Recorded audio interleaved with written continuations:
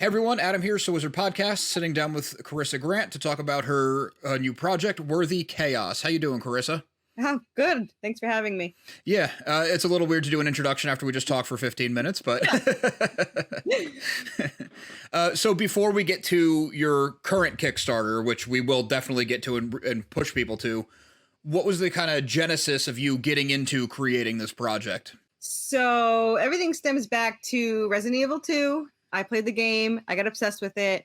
And then a couple of years later, I learned about role play. After I saw the movie Stay Alive, I was looking up information on the real story of Stay Alive. And people were role playing the characters, and I was like, "Isn't that illegal? Like, you're using these pictures of actors? Is that wrong?" And they're like, "No, you just pick a character you want, and animation or regular." So I looked around my room, and there was a big cutout of Leon from Resident Evil. So I'm like, "I want to be Claire." So I role played as Claire for 15 years.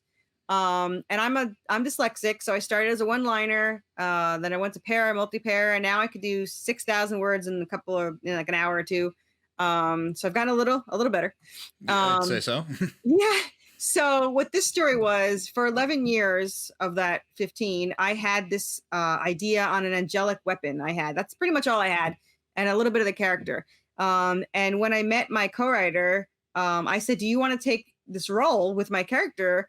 I've been holding on to it for 11 years, and she's like, "I never take roles, but yeah, I want it." And instantaneously, this is like the day after I met her. Like, it was like the day after. And then we role played straight for 2 years, and we wrote 11 novels. And those 5 of those novels is this series. It converts to about 45 issues. So the first series is done. And we're just completely utterly obsessed with it. So it's a huge passion project. But what makes our story a little bit different because of this, when you're reading these characters, they are written by 2 completely different people. So the angel descendant, Seraphina, is all written by me. All her actions and her thoughts and speech and everything is what I wrote. And my co-writer writes for Draven, which is her soulmate, which is a demon descendant. And she writes everything for him. So you have these completely different personalities that you don't always get in, a comic book or a book, because you usually have, even if you have co-writers, they don't usually just take a character and write just for that character. Right. So you get to have, and we are completely 2 different people. Like, we think exactly alike, but you can tell my character talks all the time like me. Like, her thought process is whatever she says. And then you have Draven, who thinks way more than he talks. He says a couple of words, or he's sarcastic, and the rest is all thought bubbles. And that's pretty much her. That's how she is, and we are completely different people. But you have those 2 unique personalities. So it's kind of cool how that happened. And I think people like that and notice it when they're like, "Wow, the dialogue's really good." I'm like, "Yeah, it's just 2 different people talking. That's it." He's like, "Oh, you really have distinct voices for your characters." It's Yeah, like, yeah. Yeah. It's not just multiple personalities. We actually have 2 different personalities. So yeah. Just to rewind for a second, when you say you were doing this as role-playing, you started as Claire with role-playing, was it like forums or in person or like a Dungeons and Dragons? It's just a world I'm not familiar with, so... So what it starts as, it's all writing and it's all online. So how it starts is I pretty much lead the story. So I sent her, I think, like a 4,000 word starter. It explains where my character was, where she's doing, and now where she is. And then her character, she writes in how he gets to the spot where they meet up. And then from then on, I will write a chapter. And then she will go back and write her character's perspective on that chapter. So I say what happens, I speak for my character, and then she goes back, she replies to my character, and then she does the actions that the character would do while mine's doing that. So sometimes she has no idea where the story is going until she actually gets the chapter. I sent her 15,000 words, 2 different chapters this past week, and she had no idea what was coming. So we're still writing. We're that obsessed. Right now we're finishing up the spinoff. That's another 5 novels we had. But yeah, it's just kind of the spur of the moment. We talk some details out. I had a dream and I turned that into the story. So it's sometimes I don't even know. I'll just sit down and write, and I'll like whatever comes out comes out. And I think my character just uses me as a vessel. I don't know what the hell's going on. Well, you spent so much time with the character that Oh when yeah. you write like I took a writing class with Brent Fortune. He called it his vomit draft. He's like, I need 30 pages. Let's just do 30 pages, and then I'll cut the fat later. Yeah, I mean, I had this really weird dream, and I didn't have an ending yet for book 5 on the spinoff, and I had this really crazy dream. So I went and I wrote it, and it just fit so perfectly. It was so crazy and out there, but it fit so perfectly, and it was so unique. And then, like, the next night, I had a dream on the beginning of series 2, and I was like, I have to go write this. And then I wrote it, and I was like, she's like, where did you get these ideas? I was like, I don't even smoke, drink, or do caffeine, so I don't know, but they came from somewhere.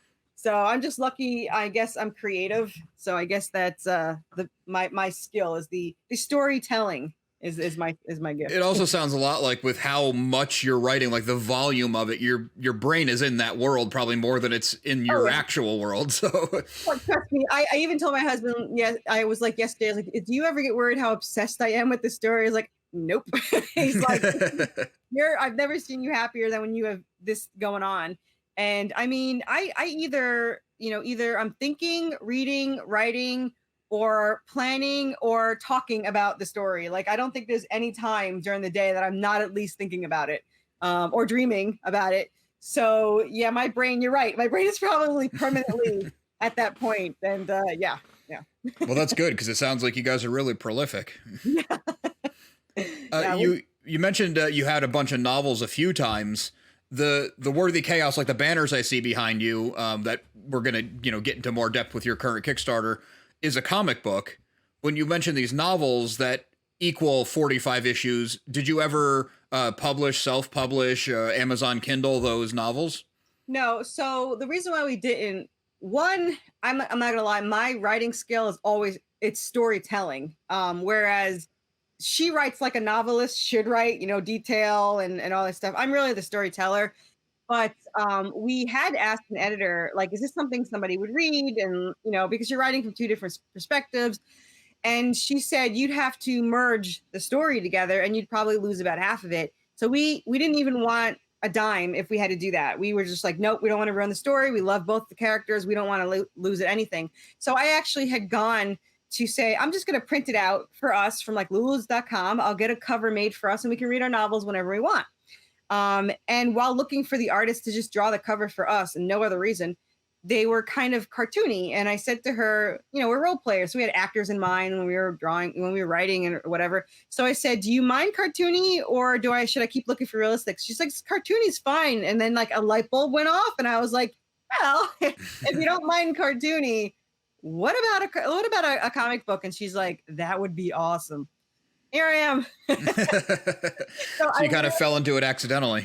Oh, it was not planned at all. It's crazy. And these are not short novels. These are like, I think the average is 90,000 words. Wow. And our longest 2 are about 133,000 words. It's like a Stephen King book. Yeah. So they're really long and they're a really fun read, but it really is different to read that kind of perspective because you are reading a chapter technically twice. But it works so well for the comic book. My writing, the way I write and the way I'm storytelling, it just converts to scripts super easy. It just, and it was just like it was meant to be. We just had no idea. Yeah. I mean, I guess we're into the comic now. Sorry. So, no, it's perfect. That's what we're here for. I just kind of wanted to get your backstory and you ramped up quick. I have that effect. So you find the artist, and I'm guessing it's the same artist who was doing covers. You didn't say, oh, the cover's a little bit on the cartoon side. Let's find another artist for the comic. It's the same guy or same actually, person? It's not. So my first artist actually ran out on us and stole like $3,000. And then I tried to fix it for $2,000 and it was decent. That was my first Kickstarter. It was one. I didn't advertise it at all. I just released it and it was okay. Even the comic book store said, this is pretty good for indie.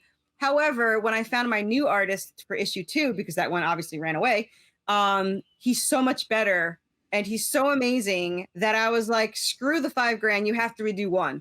So he actually worked on 2, then 3, and then redid 1. And that's why our first real Kickstarter was 1 through 3, because he went backwards. And so I was like, well, I'll just release them all. I don't want people to have, like, the first issue was okay. But when I took the new issue to the comic book store, he's like, this is good for indie. This is great for mainstream. So his art is way advanced. And Jonas DaCosta, which is our artist, this is his first job. He had never worked on a comic book besides like his own that he doodled in. And so this is his first time. And he is absolutely phenomenal. His panel reading, his storytelling, it's just so well done. And we work so well together. He's super loyal. He's not just a paid artist like I've worked with in the past. He's actually part of the team. I mean, he went away on vacation for 30 days and halfway through, 2 weeks in, he's like, I miss drawing the comic. He's like, it's so addicting to just be there and read. And I was like, yeah, you're telling me. I've been obsessed for 3 years now. So it's really great to have somebody that's so into it, you know, and he's promised to stay for the whole thing. He actually got a little upset because I said, I wish you could do the spinoff. And he's like, why can't I do the spinoff? And I was like, well, there's 45 issues for here. And we already started series 2, which is 7 issues in. Unless I can clone you, you're pretty much stuck just doing yeah. prevention. So he's like, all right, fine. It's probably going to take him 5 years to release them all anyway. But we do release them every 6 to 8 weeks. So we're on that kind of momentum going. So yeah, that's a really crazy trajectory. Yeah, we're crazy. Crazy fast. I mean, crazy in a good way. Yeah. So, I mean, your artist has to be quick, and you said you have a lot of it written ahead of time. Do you take your 2 points of view novel and rewrite it like panel 1, page 1, panel 2? You do that for him? Yeah, I convert to the scripts, and I do add stuff. So if you like, when you get to issue 3, their fathers are in it, and their fathers were not supposed to be in it until series 2. But I wanted it to be known that they weren't just these 2 regular humans running around, that she was an angel and he was a demon, because they don't know that, but we do, you know, because we're through the perspective of the fathers watching them. So you get to see the fathers be the pawn, use them as pawns, you know, and kind of screw with them behind the scenes, which is kind of really cool because we know more than the characters do. Mm-hmm. So we have that kind of perspective. So I added that in, and I also added more Anubis in there because he wasn't in the story originally that much, but I love the character so much, especially when he was drawn, and everyone seems to love him that now he's in every issue, and he even has a hellhound for a pet starting in issue 4. So he's playing fetch with the hellhound at the end. So everyone digs him, and he's like now our unofficial mascot. I have the plushie here that's always with me.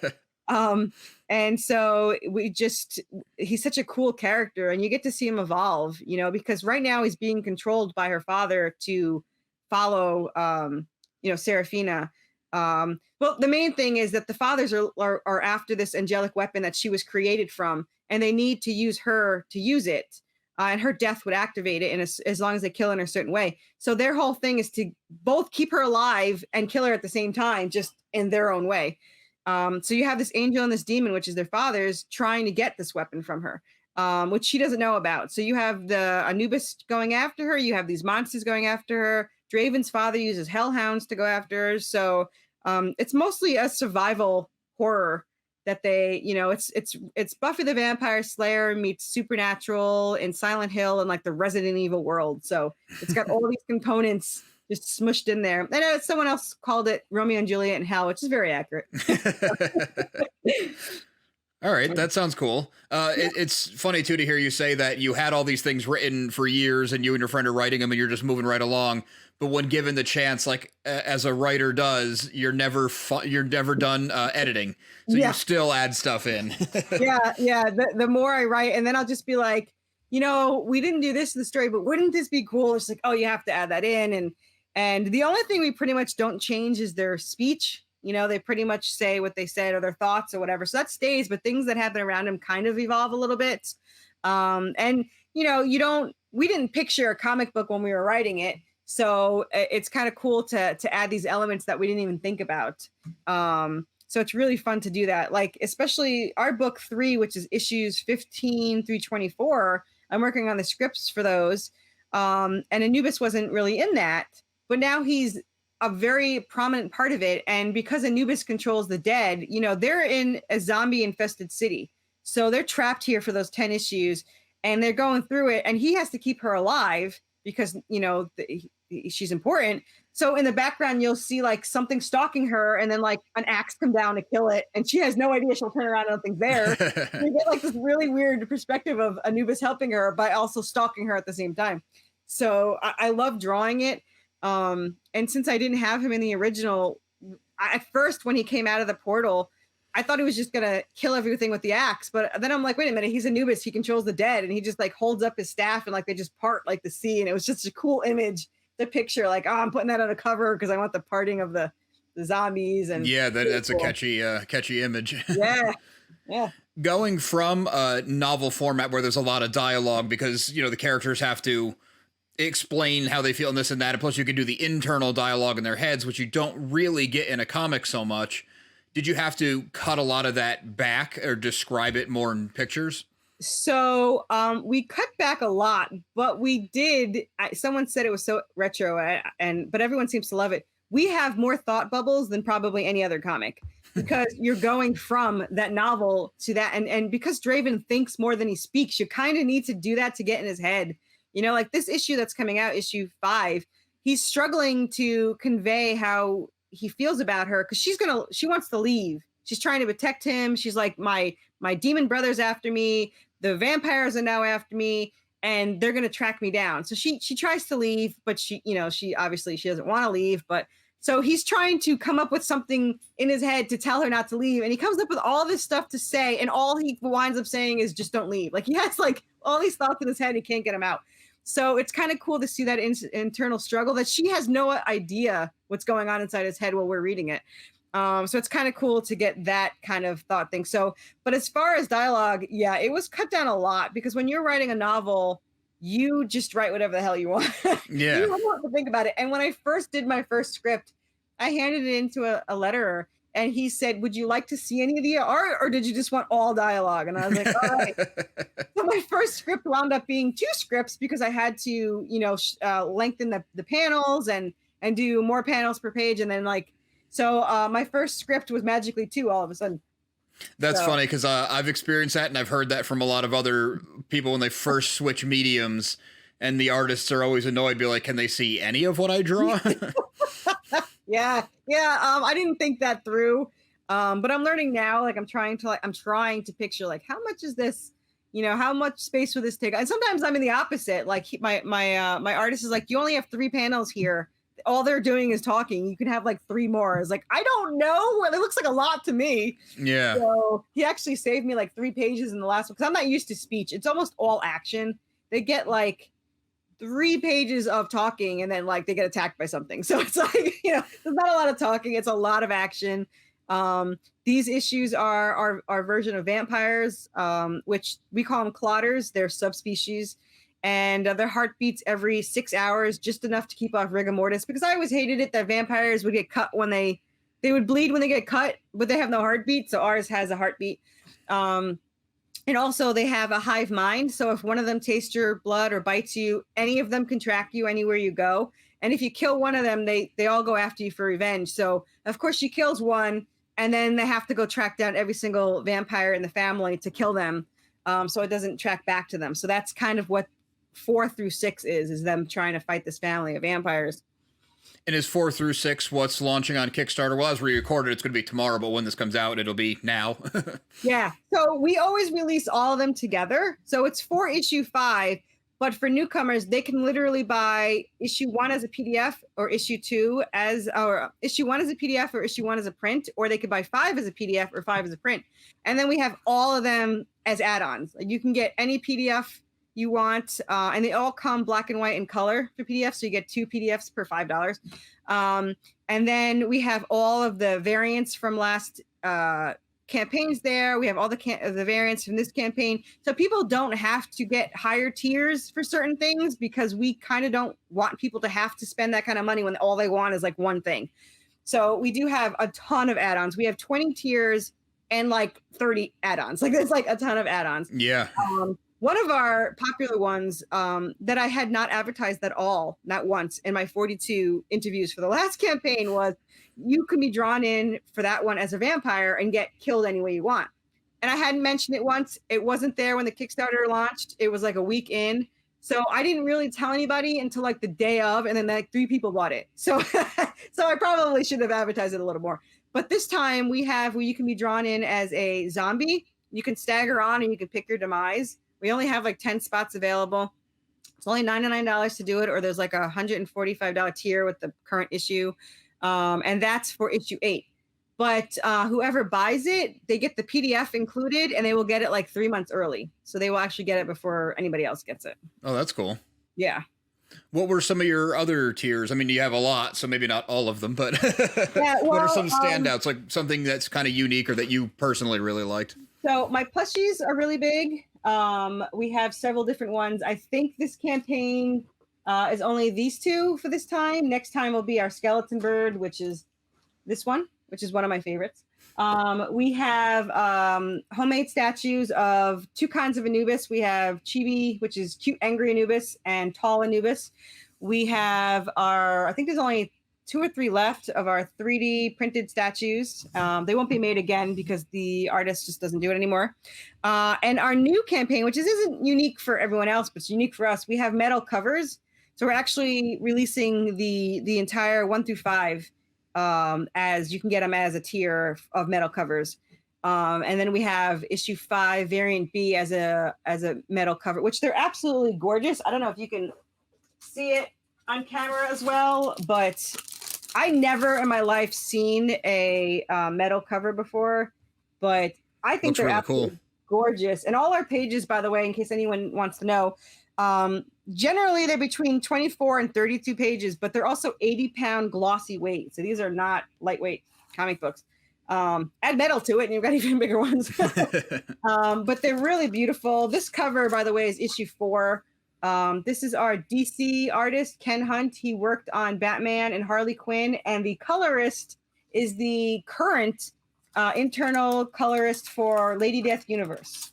And awesome. They're both doing the cover for the graphic novel, which is all 7 issues together, and that'll be in October. It's like 230 pages.